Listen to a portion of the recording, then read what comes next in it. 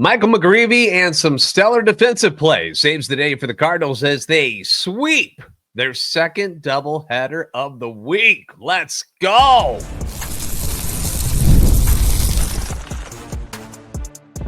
You are Locked On Cardinals, your daily St. Louis Cardinals podcast, part of the Locked On Podcast Network, your team every day. Hey there, Cardinals fans. I'm JD Hafford, and I'm your host for Locked On Cardinals, part of the Locked On Podcast Network, covering your team every day. You can follow me on X at JD Sports Radio. You can follow the podcast at LO_Cardinals. We want to thank those of you who join us on YouTube. Make sure you stop by if you haven't already. Like, subscribe, and comment. Hit that notification button so you don't miss any new episodes. We're on TikTok and Instagram. This is a show serving Cardinal Nation and giving the best fans in baseball all of the info about the birds on the bat. Today's episode brought to you by Monarch Money. Take control of your finances with Monarch Money. Use code LOCKEDONMLB at monarchmoney.com for 50% off your first year.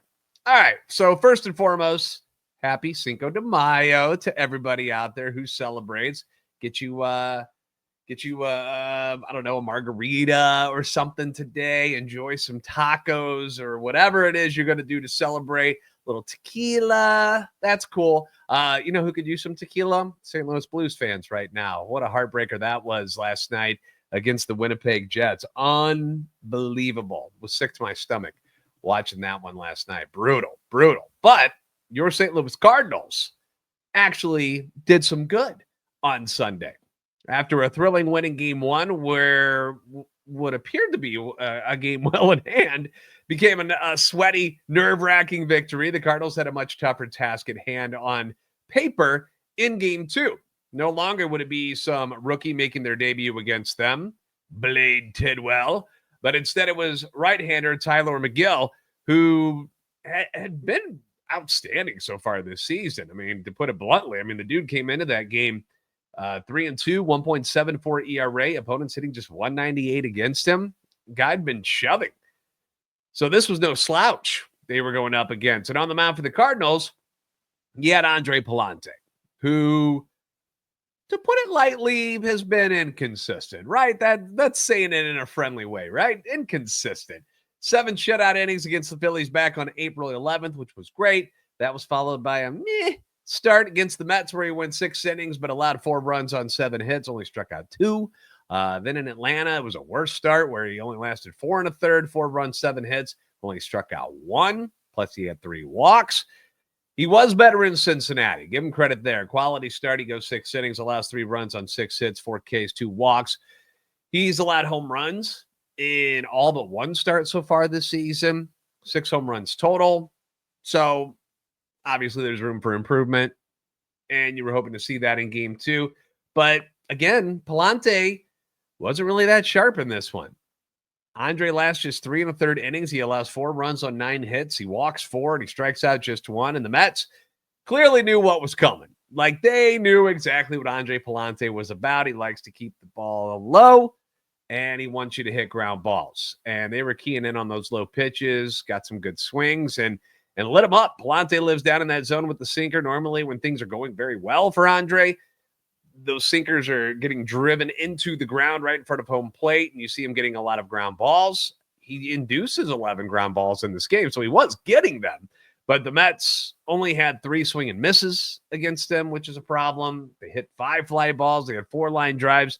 And again, this is in only 3 1/3 innings. This is the fly balls and line drive totals are something you normally would see if it's in an Andre Pallante start. That's over like 6 innings. Not here. And almost half the time he was giving up what is normally a full game's worth for him. So it was clearly not the best day for Andre Pallante. Clearly he was not going to go far in this one as long as this score was close. Now, if things had gotten out of hand, they probably would have let him keep going and stretched him out even further. But the Cardinals, they were competing in this one. They actually jump out to a lead in the second inning. Alec Burleson connects on his first home run of the season. Certainly a sight for sore eyes. Burley hadn't homered in a regular season game since August 17th of last season. So 68 games and 224 bats without a home run, which is quite a drought considering that he's got pop in his bat. This is not a guy that is just, a singles hitter who, just relies on speed and stuff. No, Burley has got pop. And for whatever reason, just was not getting the ball over the wall. That's a long time. Recently he said he was starting to feel good, like he was getting closer, and there you go. He gets a hold of one, finally caught one to make it 2-0. Good guys. Pallante, though, would cough up the lead as the Mets played 4 in the third. 5 singles. 5 singles to make it 4-2, but the Cardinals would answer right back with 2 more in the bottom half to tie it up. Newton Mason would get the walks. Nato gets that rare infield single because we all know how much speed Nolan Arenado has, right? Nobody's really signing him up for sprinting contests anytime soon, but he gets that rare infield single, and then the red-hot Wilson Contreras singles up the middle. Bang! We got a 4-4 ball game. We got a 4-4 game. But right away, the Mets would begin to threaten once again against Andre Pallante to get a single. And then another walk, which brought up the always dangerous Juan Soto. And that's where this game would change. It would change in favor of the Cardinals. Thank you to Victor Scott II, who made a play that I'm sure had Jimmy Edmonds smiling somewhere. As salty as he may be against the Cardinals right now, somewhere Jimmy Edmonds saw this, was watching live, or saw the replay and is smiling ear to ear watching this one. And we've also got a brilliant performance from Michael McGreevy, the 27th man.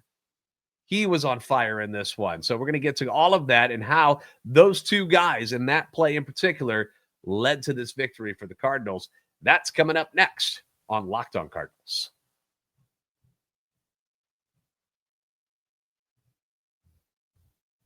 Ever check your bank account and wonder, where did all my money go? Between dining out, online shopping, and entertainment, it's very, very easy to lose track of where your money is headed. That's where Monarch Money comes in to help you out. They're going to be your personal CFO, giving you full visibility and control over your finances. It's not just a budgeting app. Monarch Money is a complete financial command center where you can track all of your accounts, your investments, and spending, and do it all in one place so you can stop managing your money and actually start building wealth. And as convenient as it is to get things delivered, whether it's groceries, whether it's just cool purchases, whether, shirts like this, if you want to get something like this, it's easy to lose track of how much money you're actually spending on all these deliveries. And now you can budget smarter and save more with Monarch Money. And instead of juggling multiple apps, you just use Monarch Money to check your finances, track your spending, and even plan long-term goals. If you're married or you're, sharing an account with somebody, it makes managing money with them even that much more smoother. It's a great way to go. Simple way to do it. Take control of your finances with Monarch Money. Use the code LOCKEDONMLB at monarchmoney.com for 50% off your first year. That's monarchmoney.com. Code LOCKEDONMLB, LOCKEDONMLB, for half off your first year.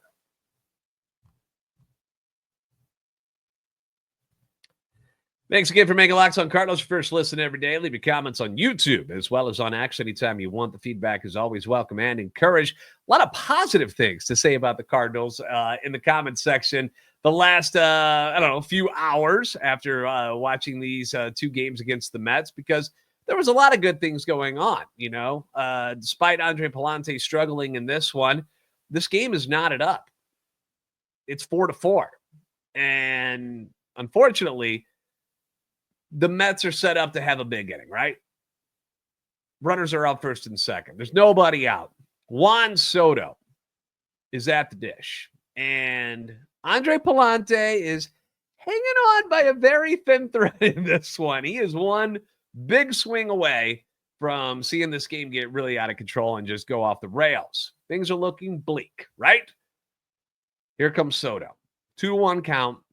Pallante throws a fastball up and in, tries to get one past him. And oh boy. Soto drives one to center field. And no lie, I'm not going to sugarcoat it. I had no doubts that this thing was going to land halfway up Freeze landing in center field. As soon as he hit it, the sound off the bat said, adios. This one was not coming back. The way even Soto responded and reacted to after he hit it, it was like, all right, there it goes. But you then see Victor Scott, and it looks like he's got a beat on it, right? He's like, he's going back on the ball. He's running back, and he zeroes in on it. He has to turn his body to adjust to the flight pattern because he's going back, looking over his shoulder, going to his left, and he has to kind of turn and go to his right instead. Leaps, and holy crap, makes the freaking catch. Robs Juan Soto of a 3-run shot. And we've seen Victor Scott come very, very close to grabbing a couple of these before. Like, he looks like he's very close to grabbing a lot of these, but most of them just out of his reach, and they land over the wall. Not this time. A massive play. Because if that ball lands over that wall, the Cardinals are probably done, right? Let's just be honest about it. I don't want to be a Debbie Downer or anything, but that's going to put the Mets up 7-4. You would still have nobody out, and you'd be going uphill the rest of the game. The odds just wouldn't be in the Cardinals' favor. And I know that they come back from deficits. I know, but odds are they're not against this Mets pitching staff, which is arguably the best in baseball. But Victor Scott II saves the day, keeps it tied. Brilliant stuff. Nolan Arenado after the game even said, and this is coming from Mr. Platinum Gold Glove winner over at third base, that is like one of the best plays he's ever seen a center fielder make. Like Adam Jones, he brought up, said he played with him, who made a similar catch. He said that's the best play a center fielder has ever made. That's huge words coming from somebody like Nolan Arenado, who's been in this league a long time, has seen a lot of baseball, and has made some outstanding plays. He made a couple more in this game. One of them we'll talk about specifically in a little bit, but you can't overstate it, how big that play was. Runner on second ends up tagging up, going to third base. Next hitter is Pete Alonso. Andre Pallante walks in, which part of me is like, okay, I don't care. Because Alonso is crushing the ball. He had a couple of doubles in that first game. So Ollie finally comes out, pulls the trigger, pulls the plug, and calls upon the 27th man for the doubleheader, Michael McGreevy. All right. Now, some fans wanted to see McGreevy start the game in the first place. I saw a lot of that chatter online. But instead, the Cardinals decided that they didn't want to alter their rotation, which is probably the smart thing to do. But talk about throwing the guy into the fire, right? Bases loaded, 1 out. You got the cleanup hitter, Mark Vientos, coming up at the plate. And reminiscent of his debut last year, Michael McGreevy comes in and just shuts the Mets down. He strikes out Vientos on 3 pitches. Just dots low in the zone. Beautiful stuff. And then Brandon Nimmo actually, he rips one to right field. Jordan Walker makes the catch. Has to kind of make this sort of dive because he didn't see it very well. I don't know if it got stuck in some sort of the lights that might have been on. I don't know. He was having trouble seeing the ball, but ends up making the catch. Innings over. McGreevy gets him out of it. And what a turning point this was for this game. It was huge. And it gave the Cardinals life. Because even though the game was tied, every part of you every fiber in your body felt like that was going to be the end of it right there. It was going to one big play like that, and the big hit by the Mets, and this game was shot, and the Cardinals weren't going to come back. But the defense steps up. Victor's catch, Jordan's catch, McGreevy comes in and strikes out Vientos. It was beautiful. And if that wasn't enough, if McGreevy, even if that had been all McGreevy had thrown, you'd been like, dude, beautiful. But instead, he just goes out and throws 5 shutout innings. He just continues to be insanely good at the major league level. 5 shutout innings, allows just 1 hit. He walks 1. He strikes out 5. He was brilliant. Absolutely brilliant once again for the Cardinals, and rescues them from burning through their bullpen in this game, which had to use 4 pitchers from the pen in game 1 to complete the victory, because they used Leahy, they used Maton, Romero, and Helsley to get the victory in the first game. So you're not going to, warm them back up. So you're like, oh gosh, now it's like, the guys that aren't your best pitchers that are left to get you through game 2. And instead, Michael McGreevy just shows up like a hero, sent from above. and rescues them. He retires the last 10 hitters that he faced to pick up the win. And now at the major league level, his stats are just stupid. He's 4-0 with a 1.57 ERA. He's thrown just under 30 innings. He's held his opponents to a 168 batting average. He has struck out 23 hitters and walked just 3. And what is so impressive about this is that you might be thinking, because every time you've seen him at the major league level, he's been really, really good. You would think he would have similar numbers for the Memphis Redbirds. And he doesn't. Before getting added on Sunday, his record was 3-1, but the ERA 4.08 in 6 starts. He'd only thrown over 5 innings once thus far, and in his last outing on April 27th, he lasted just 3 2/3 innings and allowed 3 runs on 4 hits. He had walked 3, struck out 4. So it's not like McGreevy is just dominating down at AAA and that the Cardinals are just wasting him down there. No, he's had some struggles. Like his first start of the year wasn't very good. Has had a couple of good games. Don't get me wrong. But what you see him do so far at the major league level it's mind-boggling. Because that's not the same guy you see at Memphis all the time.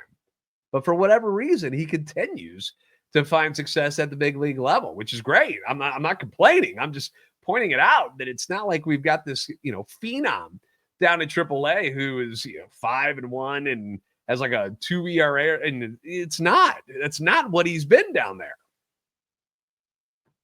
But, when someone in this rotation goes down because an injury is more likely to happen than not, somebody will miss some time. It always happens.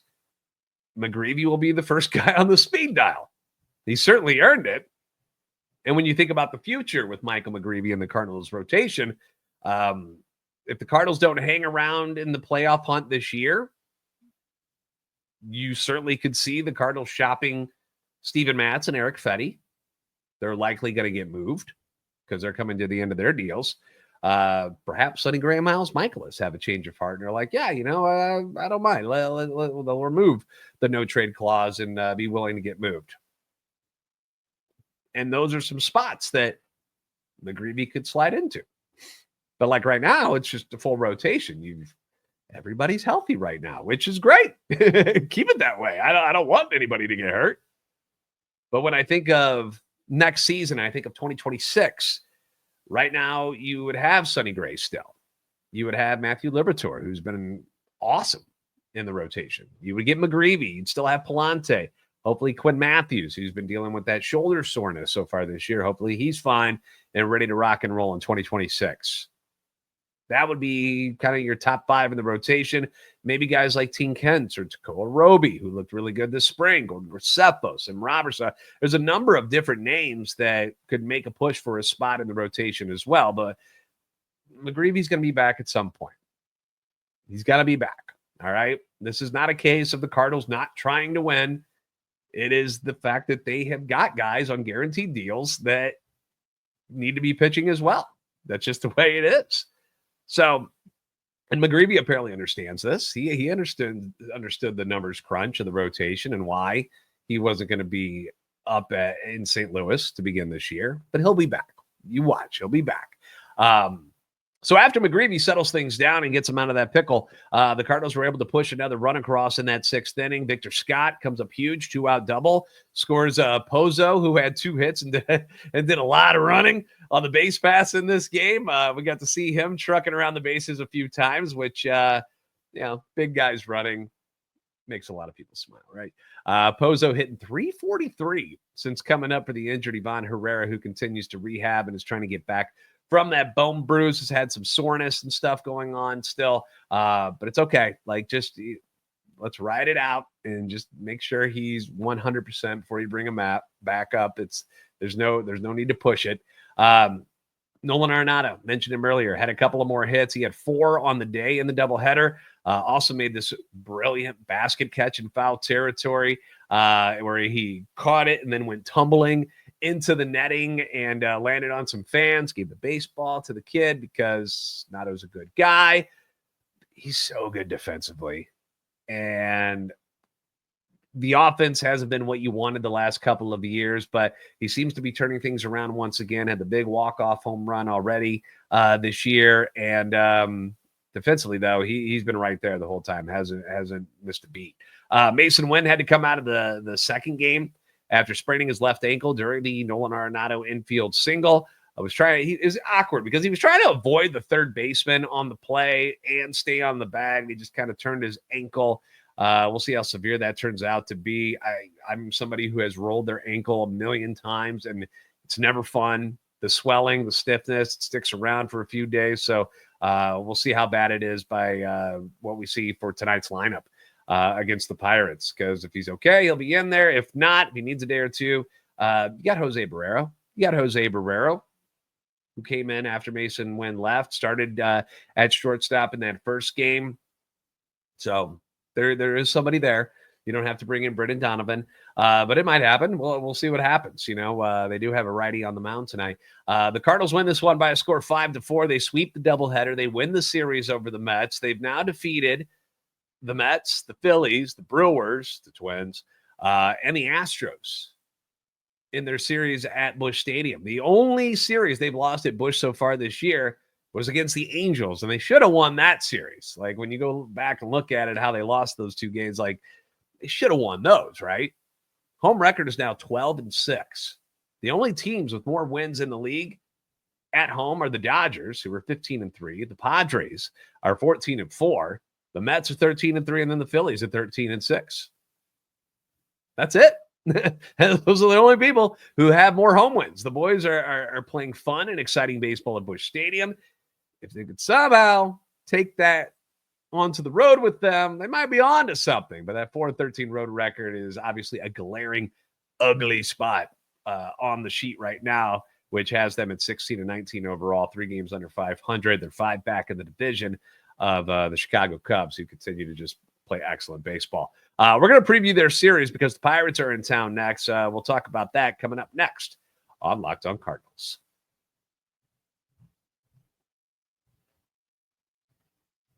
Scaling your business requires the right expertise at the right time. With Upwork, you can find specialized freelancers in marketing, development, design, and more. Experts ready to help you take your business to the next level. Upwork gives businesses flexibility by connecting them with top freelance talent across multiple industries, including IT, AI, web development, and marketing.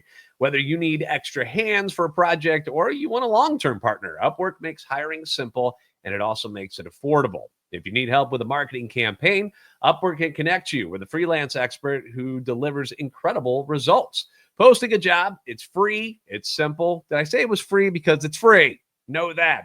And within a day, with multiple qualified candidates available for you to choose from. They're all going to be there. Instead of hiring full-time, Upwork is going to help you find affordable, top-tier freelancers to scale your business efficiently. So visit Upwork.com right now and post your job for free. That's Upwork.com, Upwork.com, Upwork.com to connect with top talent and grow your business today.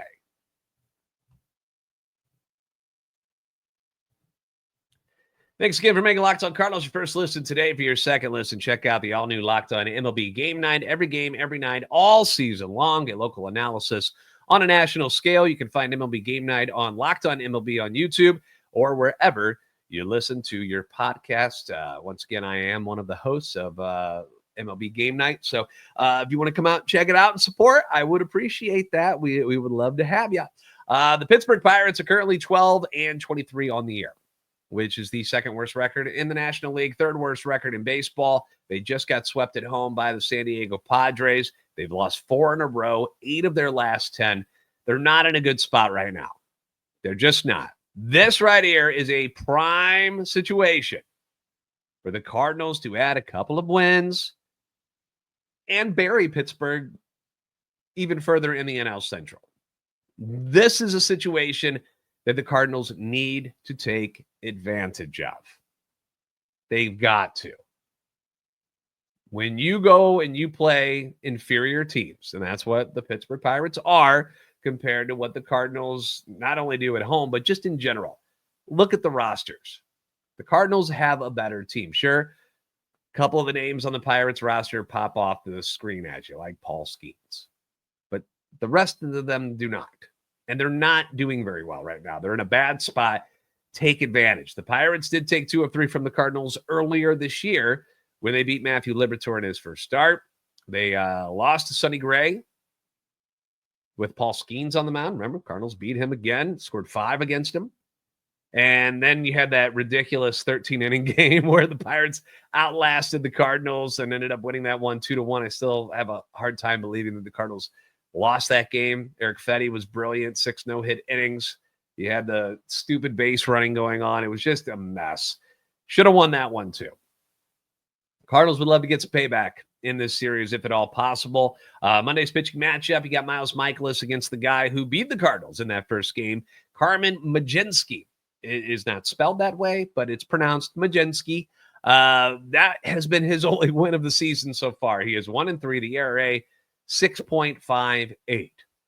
Hopefully the Cardinals learned a thing or two after seeing him that first time around. Meanwhile, Mikolas has pitched extremely well in his last couple of outings, hasn't allowed a run in his last 2 starts, and since that debacle in Boston, he's allowed just 5 earned runs over 21 innings. That's an ERA of 2.14. He did not pitch against Pittsburgh in their previous series. Am I telling you to believe in Miles Mikolas?